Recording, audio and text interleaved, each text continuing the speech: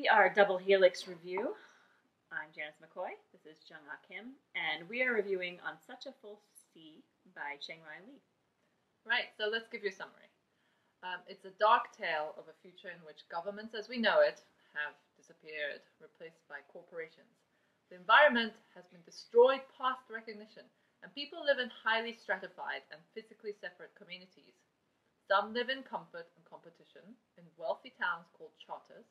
Others in cities run like plantations, whose populations are almost like slaves, or at least like sharecroppers. And everyone else lives outside the safe walls of either. The story focuses on one girl, Fan, who leaves the safety of her city to search for her lost love. So did it work for us? I think yes and no. And no, yeah. Some things worked, some things didn't. What worked for me was the world building. I felt like the charter towns, and they're so well named because we know we have these charter schools, they really, they claim to gather the best and the brightest, and they're going to achieve all the great things. And it's just very recognizably sort of Western, particularly U.S. society, the sort of so-called meritocracy that we think that we have, which is not really true. It's not really true, and it's clearly not really true here either. So that's recognizable. And then this is in contrast to Fan's hometown, which is Bmore, formerly Baltimore, where they have imported laborers from China. And there are generations of workers, so you're born into your job, basically. And they produce the consumables for the charters. So anyway, I could go in great detail with this whole world because it's just fascinating, and the connections to our current world are recognizable and relatable, and if depressing. Yes. So that I found very compelling. Yeah, I agree. The satirical elements for me really worked very well for this novel. It definitely has a place in our current society when we are discussing the alarmingly wide gap between the haves and the have-nots in our society now. And it also gives a very depressing glimpse into what the potential outcome might be if we carry on down this path. Yes. It also questions what is the purpose of achievement generally. I mean, in Be More, it's about the community achieving things. The community takes pride in individual achievements, whereas in the charters, people need just more achievements, more and more, more wealth.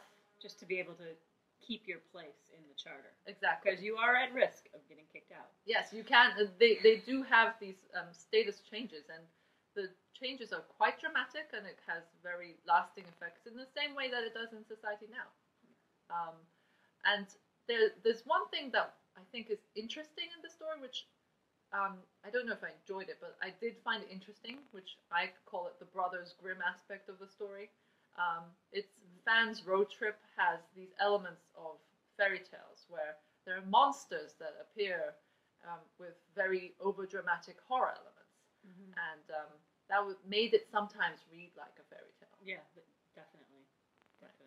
But one of the things that also was very good was the polished writing. Chang-rae is a professor at Princeton, and you can really tell, it's very strong writing. You're in the hands of a master of the language. Yeah. Exactly. There's no made-up vocabulary here. It's not distracting to read at all. It's really quite pleasurable. Yes. So then what didn't work? Well, for me, first and foremost, is the narrative style. It's in first person, which is not unusual. That would be like I usually. In this case, though, it's we. So it's first person plural.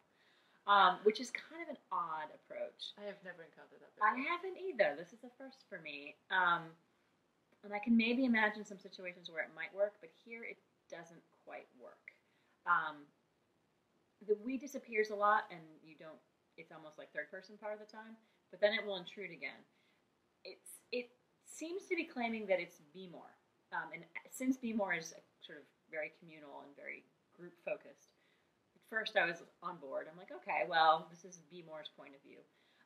But then Fan leaves Be More. And apparently never to return. This isn't a spoiler. They say this pretty much up front. And yet we get details of her journey. her thoughts, her inner thoughts. Even her inner thoughts sometimes, and her point of view. Yeah, in a way that's very odd. I found it very distracting. Yeah. And then it starts to dissolve because the we starts talking about our childhood. So if you're talking about a whole community, you can't have a singular childhood.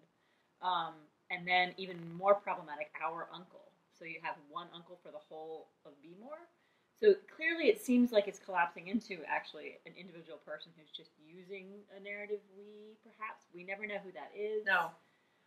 We never get told that. We never get that. So, yeah. That's I just found that very distracting and didn't accomplish anything for me. I agree. Yeah.